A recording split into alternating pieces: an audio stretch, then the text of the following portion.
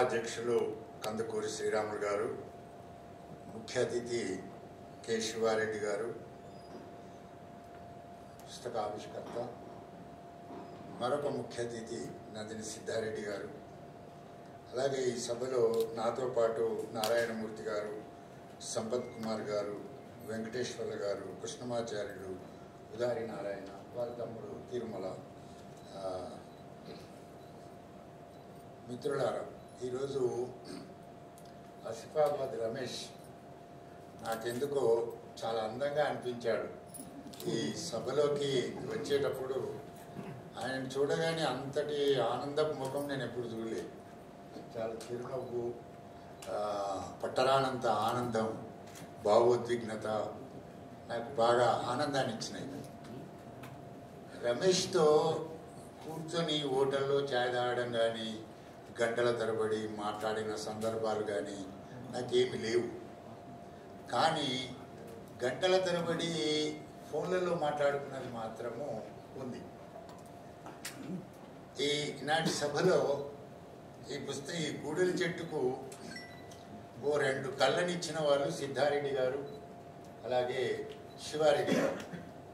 3వ కన్ను ఆయనే కదా. 2 కళ్ళను మాత్రం ప్రసాదించింది ఈ పుస్తకానికి వాళ్ళిద్దరు. అందువలన ఈ పుస్తకం దేదీప్యమానంగా చంద్రుడా సూర్యుడా మెదడులో ప్రకాశిస్తున్నది అని అనుకుంటే చంద్రుడే ప్రకాశిస్తున్నట్టు అనిపిస్తుంది ఈ సూర్యుడి కన్నా ఆ వెలుతురు దాన్ని చూసినప్పుడు. ఇందులో హరిత విప్లవం కూడా ఉంది ఈ బొమ్మలో చూసినప్పుడు. కాబట్టి ఈ పుస్తకం చూస్తే రమేష్కు ఈనాడు మనిషి పరాయీకరణ చెందుతున్న సందర్భంలో పెనవేసుకునే సందర్భం, ఆ పెనవేసుకునే దానిలో నుంచి కవిత్వాన్ని పేనుకునే సందర్భం ఆ కవికి ఉండడం నాకు చాలా ఆనందంగా ఉంది. పరవస్తు చిన్నేశ్వరి గారిని భాషలో దోషం లేకుండా ఉండాలంటే వ్యాకరణం నేర్చుకోవాలి, పరవస్తు చిన్నేశ్వరిని చదువుకోవాలి. పరవస్తు చిన్నేశ్వరి ఏవి వదిలిపెట్టాడో వాటిని ప్రౌఢ వ్యాకర్త వాటిని పూరించాడు. అది కేవలం భాషలో దోషాలని సవరించుకోవటానికి. కానీ కవిత్వ వ్యాకరణానికి ఎవరుంటారు? భాషకు ఒక్కరే ఉంటారు, తప్పో ఒప్పో చెప్పడానికి. కవిత్వ నిర్మాణ వ్యాకరణం నేర్చుకోవాలంటే ఎవరి దగ్గర నేర్చుకోవాలి అని ఒక ప్రశ్న వస్తూ ఉంటుంది. నాలాంటి వాళ్ళు ఏమనుకున్నామంటే చిన్నతనంలో ప్రతి కవిని చదువుకోవాలి, వారు మనకు కొద్దిగా వ్యాకరణం నేర్పుతుంటారు. కానీ ప్రత్యక్షమైనంగా వాళ్ళతో కలిసి ఉన్నప్పుడు వచ్చేంత శిల్ప సంపద మరొకరి ద్వారా రాదు అని అనుకునేవాడిని. ఆ గుణం రమేష్లో నాకు బాగా అనిపించింది. ఎందుకో ఫోన్ వచ్చినప్పుడు ఏదో అమ్మతో మాట్లాడినంత ఆనందం కలుగుతుంది. రమేష్తో మాట్లాడేటప్పుడు ఎప్పుడు కోపతాపాలు ఏముండవు. ఏదో ఒకటి ఆయన గెలిగిస్తూ ఉంటాడు, అడుగుతూ ఉంటాడు. టీచర్ తరగతి గదిలో పిల్లలకు ఎలా బోధిస్తుంటాడో అలా అడుగుతూ ఉంటాడు. కానీ అడగడం అంతా చూసిన తర్వాత నాకేమనిపించిందంటే నిర్మాణ శిల్పం నేర్చుకోవాలనే కాంక్ష రమేష్లో ఉన్నది అని నేను అనుకున్నాను. ఆ నిర్మాణ శిల్పమే ఆసిఫాబాద్లో ఉన్న ఈ కవి ఒక ప్రపంచ కవిగా ఎదిగే స్థితిలోకి వచ్చాడు. ఇది పుస్తకం చూడడానికి చిన్నగా ఉండవచ్చు, కానీ ఆసిఫాబాదే ఈ చెట్టు కదా, కూడలి చెట్టు కదా. ఆసిఫాబాద్ అయిన కూడలి చెట్టు కానీ నాకు నీడనిచ్చిన చెట్టు. మేము పోచంపేట ప్రాజెక్టులో నది ప్రాజెక్టులో గ్రామం పోయినప్పుడు ముంపులకు గురైనప్పుడు నాకు నీడనిచ్చిన చెట్టు అని వ్రాసుకున్నాను ఆనాటి కాలంలో. అదొక ముంపు కవిత, ఒక పర్యావరణానికి సంబంధించిన సందర్భం. ఇదేమో కూడలి చెట్టు, ఇది కూడా ఒక ఊరుకు సంబంధించి బతికున్న ఊరు. అందున ఇది ఊరంతా చెల్లా చెదురుపైన ఊరిలో నుంచి వచ్చిన వాడిని. ఊరిని బ్రతికించడమే కాదు, ప్రపంచంలో ఆ ఊరికి ఎంత ప్రాధాన్యత ఉన్నదని చెప్పుకోవడానికి కూడా ఈ పుస్తకము పనికి వస్తూ ఉంటుంది. కనుక ఈ కవిత్వము ఊరు నుంచి ప్రారంభమై నగరం దాకా ఆగలేదు. నగరం నుంచి ప్రారంభమై ఢిల్లీలో ఉద్యమం చేస్తున్న రైతుల దాకా వచ్చింది. రైతుల దగ్గరనే ఈ పుస్తకం ఆగలేదు.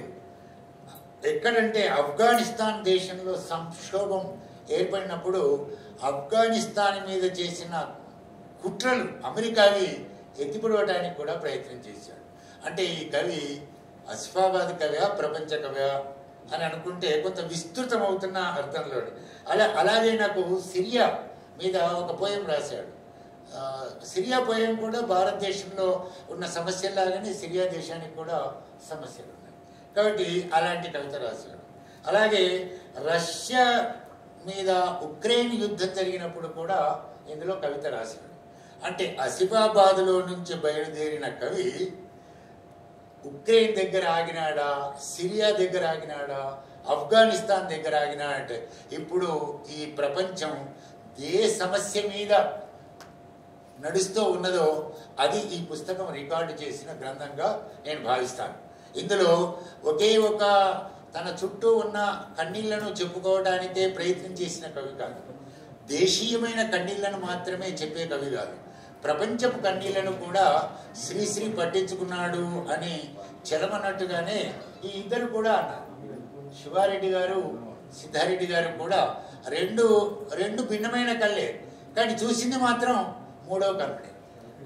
ఆ స్వభావంతో ఇందులో ఉన్నాయి.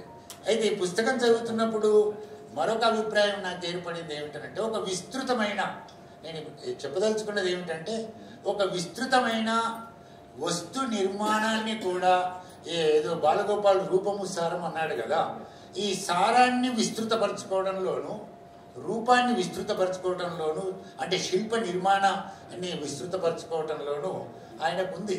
ఇప్పుడు ఒక 2-3 కవితలకు ఇందులో ఇంగ్లీష్ పేర్లు పెట్టి కవితలు రాశాడు. అయితే నేను ఆ కవితలు చదివినప్పుడు అనుకున్నాను, చాలా పదాలు ఆంగ్ల పదాలు గుర్తించాడు ఆ కవితలలో.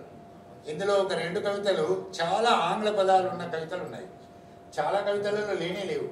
అంటే వస్తువుకు సరిపోయే భాషను కూడా ఎన్నుకునే ఒక స్థితి ఆయనకున్నది అని ఆ 2 కవితలు నాకు రుజువు చేయడానికి ప్రయత్నం చేసినాయి. ఈ కవి ఈ చుట్టూ ఉన్న వాతావరణంలో ఏవి ప్రధానంగా తీసుకొని వ్రాయటానికి ప్రయత్నం చేశాడు అని కూడా ఈ పుస్తకం ఆలోచించినప్పుడు నాకు అనిపించింది ఏంటంటే, ఎంతమంది వృత్తులలో ఉన్న స్వర్ణకారుడి వృత్తి చాలా గొప్ప వృత్తి మనందరికీ తెలిసినంత మటుకు. ఎందుకంటే అందరూ తయారు చేస్తారు, బిందెలతో పాటు మట్టి పాత్రలతో పాటు అన్ని తయారు చేస్తారు. బంగారంతో తయారు చేసేటప్పుడు ఆ వృత్తికి కొన్ని నైపుణ్యాలు ఉండాల్సిన అవసరం ఉంటుంది.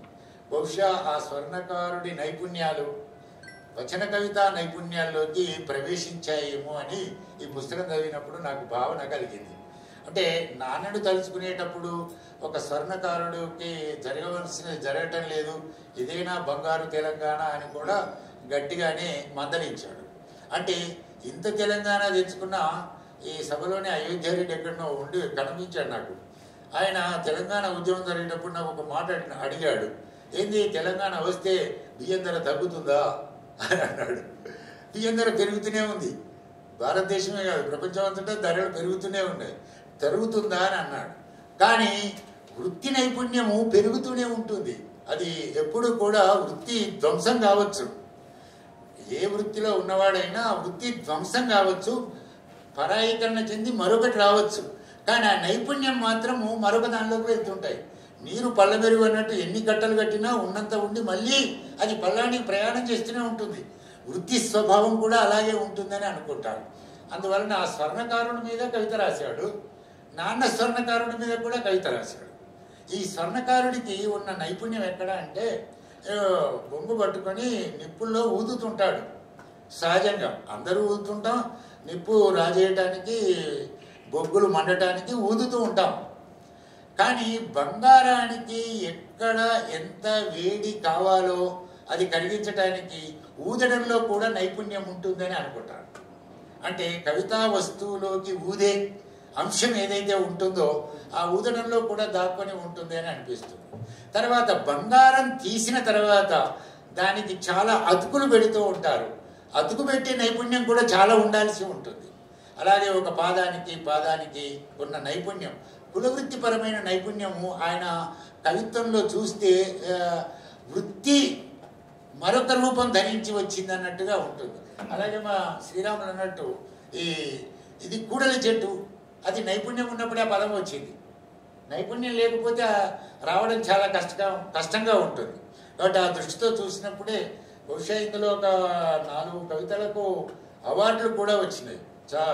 ఒక పుస్తకానికి ఒక అవార్డు వస్తుంది, కానీ ఒక పుస్తకానికి 4 అవార్డులు వచ్చినాయి పుస్తకం రాకపూర్వమే అని అనడానికి కూడా ఒక ఆధారం ఉంది. ఇందులో మరొక 2 కవితలు ఉన్నాయి, మంచి కవితలు. అవి కూడా ఏమిటంటే ఎల్జీ కవితలు రాశాడు. సిహెచ్ మధు, మా నిజామాబాద్ జిల్లా మంచి మిత్రుడు నాకు, సిహెచ్ మధు మీద ఒక కవిత రాశాడు. అట్లాగే మరొక కవిత కూడా రాశాడు, ఏమిటంటే జార్జ్ ఫ్రాయిడ్ మీద ఒక కవిత రాశాడు. ఈ 2 కవితలు భిన్నంగా ఉన్నాయి. అంటే ఇవి ఎందుకు ఇంత తక్కువ సమయంలో చెప్తున్నా అంటే, వస్తు విస్తృతి దగ్గరికి వచ్చినప్పుడు ఒకే బిందెలోని నీళ్లు, ఒకే నదిలోని నీళ్లు దాగినట్టుగా లేవు ఈ కవితలు. ఎన్ని నదులుంటే అన్ని చెంబుల నీళ్లు తాగుదామనే ఒక స్వభావం. వస్తు విస్తృతి ఎల్జీలో ఉందా అంటే ఎల్జీలో ఉంది. లేదు ఈనాడు భారతదేశంలో ఇప్పుడు మళ్ళీ ఇంకా ఢిల్లీలోకి వెళ్ళి రైతులు అరెస్ట్ అవుతున్నారు, భయంకరంగా ఉన్న సందర్భం ఉందంటే కేవలం ఢిల్లీకి వెళ్ళిన రైతుల మీదనే అతను రాయలేదు. ఇందులో రైతుల మీద కూడా కవితలు ఉన్నాయి. అంటే కులవృత్తి దృష్టితో చూసినప్పుడు అస్తిత్వానికి సంబంధించిన కవితలు ఉన్నాయి, రైతుల దృష్టితో చూసినప్పుడు రైతు కవిత్వం ఉంది, అలాగే మానవీయ సంబంధాల దృష్టితో చూసినప్పుడు మానవీయ కవితలు కూడా ఇందులో దాదాపు 10 కవితలు ఇందులో ఉన్నాయి. వీటితో పాటు స్త్రీ పట్ల ఆయనకు అచంచలమైన ప్రేమ ఉంది. అది చాలా గొప్ప విషయం. రైతు పట్ల ఇంత అన్నం పెడుతున్నాడు కాబట్టి పిడికడి అన్నానికి పిడికడి కవితలు రాసేవాళ్ళు ఉంటారు, అంటే చప్పట్లు కొట్టించుకునే కవులు ఉంటారు సహజంగా. రైతు మీద ప్రేమ కన్నా రైతు మీద రాస్తే నాకు ఎక్కువ లాభం జరుగుతుందనే దృష్టితో రాసేవాళ్ళు కూడా ఈనాటితో బాగా తయారైనారు. కాబట్టి వస్తు విస్తృతి దగ్గరికి వచ్చినప్పుడు అది మధ్యతరగతి స్త్రీల జీవితాలను చాలా అద్భుతంగా చెప్పడానికి ప్రయత్నం చేశాడు. అయితే చాలా కింది వర్గాల స్త్రీల గురించి కవితలు రాసిన వాళ్ళని మనం చూసినాం, పై వర్గాల్లో ఉండే వాళ్ళని కూడా చదివినాం. కానీ మధ్య రకంగా ఉండే స్త్రీ జీవితంలో, అందున భర్త పోయిన స్త్రీ జీవితం, తాను వెనుకకు అడుగు వేయకుండా ముందుకు వెళ్ళలేక మధ్యస్థంగా ఉన్న జీవితంలోని ఆర్తిని చాలా చెప్పడానికి ఈ కవితలలో బాగా ప్రయత్నం చేశాడు. కాబట్టి ఇలా చూసినప్పుడు ఇందులో లసుము అనే ఒక కవిత ఉంది. నాకు ఆ పేరు ఏంటబ్బా అని డిక్షనరీ చూద్దామా అనుకున్నాను. అంటే లసుము అనే ఇన్ని కవితలు చాలా పట్టి చూడగానే అర్థమయ్యేటివి, ఆ పదాలతో ఏర్పడిన కాయినింగ్ ద్వారా భావన మనకు కలుగుతుంది. కానీ ఈ ఒక్క కవితనే నాకు ఆ పేరు కొద్దిగా తెలియకుండా పోయింది చదివినప్పుడు. అయితే ఈ కవికి మరొక ప్రత్యేకమైన గుణం ఏముందంటే, కవిత్వ భాష పట్టుకున్నాడు. ఇప్పుడు వారు పద్యం భాషలో ఎట్లా వారిని మంత్రాలతో, పద్య మంత్రాలతో వారిని ఆశీర్వదించారో, అట్లాగే ఈ కవిత్వానికి, గేయానికి భాష వేరు ఉంటుంది, వచన కవిత్వానికి భాష వేరు ఉంటుంది, పద్యానికి భాష వేరు ఉంటుంది. భాష ఒక్కటే కాదు, శిల్పం కూడా వేరుగా ఉంటుంది, రచన నిర్మాణ పద్ధతి కూడా వేరుంటుంది, తర్వాత కాయినింగ్ చేసుకునే పద్ధతి కూడా వేరుంటుంది. మెల్లమెల్లగా పట్టుకుంటున్నాడు విడవకుండా. ఇప్పుడు చాలామంది లావు బాగుంటారు, మనకు కూడా కవులు కొందరు బాగా లావున్న కవులు ఉంటారు, కానీ సన్నగా ఉన్నవాడు క్యాచ్ బాగా పడతాడు కబడ్డీ ఆడేటప్పుడు. ఆ క్యాచింగ్ స్టైల్ ఆయనలో చాలా అద్భుతంగా ఉంది అని అనిపించింది. ఈ స్త్రీ జీవితానికి సంబంధించినవే ఇందులో కొన్ని కవితలు ఉన్నాయి. కానీ శ్రీరాములు గారు మళ్ళీ నేనేం వెళ్ళిపోను, ఉంటాను, కానీ టైం ఇస్తున్నాను. స్త్రీ జీవితానికి సంబంధించిన కొన్ని కవితలలో ఎవరు చెప్పనివి, ఇందులో వాడనివి కొన్ని చూద్దామనే దృష్టితో చెప్తున్నాను. శిథిలమైన మట్టి గోడల ఇల్లు, ఆశలు కోరికలు లుప్తమైన కళ్ళు, భర్త కనుమూశాక సుఖం ఎండమావి, ఆకులు రాల్చిన చెట్టులాగా, గ్రీష్మం కాల్చిన కొండలాగా. అంటే కవిత విమానం నేల మీదకి వెళ్ళి ఎట్లా పైకి ఎగిరిపోతుందో ఆ ఇమేజ్ చేసుకునే తెలివితేటలు అవి కవితా శిల్ప నిర్మాణం అన్నాను కదా, వ్యాకరణం అన్నాను కదా, ఆ వ్యాకరణం నేర్చుకోవడం. ఏమంటే శిథిలమైన మట్టి గోడల ఇల్లు, మనం అనుకుంటాం మట్టి గోడలు కాదు, ఆ ఇంట్లో ఉన్న ఆమె ఆశలు కోరికలు లుప్తమైపోయాయి. ఎందుకైనాయి? భర్త కనుమూశాక సుఖం ఎండమావి, ఆకులు రాల్చిన చెట్టులాగా, గ్రీష్మం కాల్చిన కొండలాగా నిల్చుంది మౌనంగా జీవితంలో. ఒక వింతమాలోకం ఆమె, వసంతం ముగిసిన శిశిరం, శక్తమయ జీవితం, విపంచిక శోకస్వరం ఆమె. చాలా చిక్కగా ఉందండి. పిండి తడిపేటప్పుడు బాగా కొంత నీళ్ళు ఎక్కువ పోస్తారు, కొందరు నీళ్ళు ఎక్కువ పోసి అయ్యో నీళ్ళు ఎక్కువైపోయింది కొంచెం పిండేస్తారు. పిండేసిన తర్వాత మరీ గట్టిగా అయిపోతుంది, ఆ పూరికి సరిగ్గా సరిపోదని కొంచెం నూనె ఏదో పిచ్చి పిచ్చి పనులు చేసేది ఎందుకు పనికి రాకుండా చేసుకుంటారు వంట చేసేటప్పుడు. కవిత్వం కూడా గొప్ప వంటనే, కవిత్వం కూడా గొప్ప వంటనే, ఎందుకు కాదను. ఇప్పుడు బిర్యానీ తినేవాడికి రుచి ఉంటే ఆ బిర్యానీ చేసేవాడు ఎక్కడ చేస్తుంటాడో తెలుస్తుంటుంది. కవిగాడు శివారెడ్డి గారి దగ్గర కవిత్వం ఉందనే కదా ఆయన రాస్తే చాలు నా జీవితానికి అని అనుకున్నాడు కదా. అదే కదా మనం అందరం కోరుకునేది, నేను కూడా కోరుకునే, అందువల్లనే కదా ఆయన దగ్గరికి వచ్చింది. కాబట్టి కవికి కూడా ఒకరు ఇప్పటికి కూడా మీరు అందరూ ఏమో అనుకుంటున్నారు, నేను అన్నందుకు ఏదో నవ్వినని కాదు, కానీ ఇన్ని హోటల్స్లున్నా మీకు ఏది రుచికరమైన హోటల్లో మీకు బాగా తెలుస్తుంది. ఎవరు రుచికరంగా, ఇంట్లో ఆడవాళ్ళు ఎందరున్నా ఏ కూర ఎవరు రుచికరంగా వండుతారో తెలుస్తుంది. అలాగే కవులు ఎందరున్నా ఎవరు రుచికరంగా బాగా వండుతారు అనేది కూడా పసిగడుతూ ఉంటాం లోపం. ఆ పసిగట్టే గుణం రమేష్లో ఉంది. అది అందుకే ఆయన ఆ ఫోను అది కలిపే ఇప్పటి కాలంలో ఫోను చెడిపోయే వాళ్ళకి పనికి వస్తుంది. ఆయనకు పనికొచ్చే ఫోన్ అది, ఆయనకున్న ఫోన్ చెడిపోయే ఫోన్ కాదు. ఫోన్ కొడితే అయిపోయి ఆ రోజు ఏమైనా పనిలో ఉన్నాడా ఉంటే మళ్ళీ మాట్లాడుకుందాం అనుకుంటాడు. కానీ 1-2 మాటలు మాత్రమే మామూలు మాట్లాడి మనని ముగ్గులోకి దించుతాడు. దించిన తర్వాత ఆయన చదువుకున్నదంతా మనకు ఈ కవిగాడు ఇట్లా రాశాడు కదా, వీడు ఇట్లా రాశాడు కదా, ఇది అవి తెలుసుకోవడానికి ప్రయత్నం చేస్తాడు. అంటే ఎందుకు తెలుసుకోవాలనుకుంటాడంటే, ఎక్కడో శివారెడ్డి గారే శుద్ధ ముక్క ఎక్కడ బతుకుతుంది అన్నాడు, బోర్డు మీద బతుకుతుంది అన్నాడు. శుద్ధ ముక్క జీవం పోసుకునేది ఎక్కడ? నల్లబల్ల మీదనే. కవికి జీవం పోసుకునే వస్తువు దొరుకుతుంది, కానీ దాన్ని విస్తృతపరచుకోవాలనుకున్నప్పుడు బోర్డు దొరికినట్టుగా మరొక కవిగాడు దొరకాలి. దొరికినప్పుడే అది విస్తృతం అవుతుంది. కాబట్టి అలా చెప్పుకున్నాడు. తర్వాత ఇంకోటి చమురులోయ అని ఒకటి మంచిగా అనిపించింది నాకెందుకు, ఆ పేరు టైటిల్ పెట్టడం చమురులోయ అని. చమురు మీద చాలామంది పేర్లు పెట్టుకున్నాం, లోయ అని. అగ్రవర్ణాల నాలుకల్లో ఒరేయ్ ఒరేయ్ ఊత పదం. ఈ కవిత ఈ మొత్తం కవితలలో ఇది భిన్నమైన కవిత. ఈ చమురులోయ అనేది చాలామందికి కులమే చమురు, ఆ చమురుతోనే దీపాలు వెలుగుతాయి. It's fact. మనకు ఆ దీపాలు వెలగడంలో కొన్ని చమురు ఉంటాయి కానీ వెలగవు. వత్తి నీళ్ళలో తడిసి ఉంటుందేమో నాకు తెలియదు. వర్ణము అనేది చాలా పనిచేస్తూ ఉంటుంది. వర్ణం మీద అతడు ఇందులో వ్రాసిన ఒకే ఒక కవిత.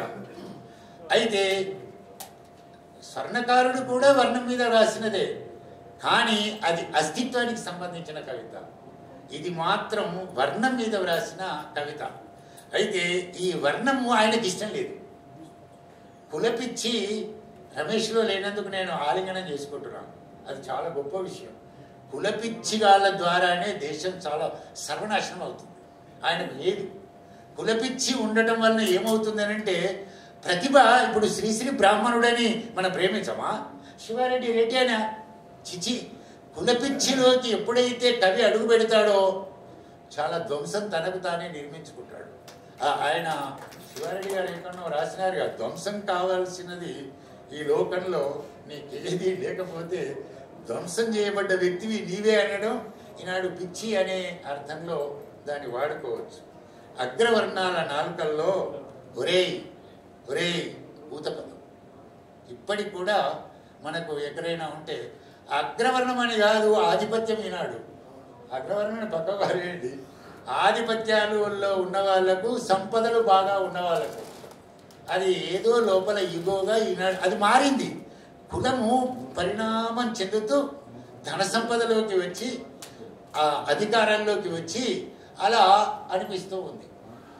ఆయన మాత్రం కులం మీదనే రాశారు. అగ్రవర్ణాల నాలుకలతో ఒరే అరే ఊతపదం. అసూలు బాసేదాకా చాలా బాగా వాడినాడు. అసూలు బాసేదాకా వాళ్ళ వాకిట్లో ఊడిగం అతడు. ఇది వాస్తవం.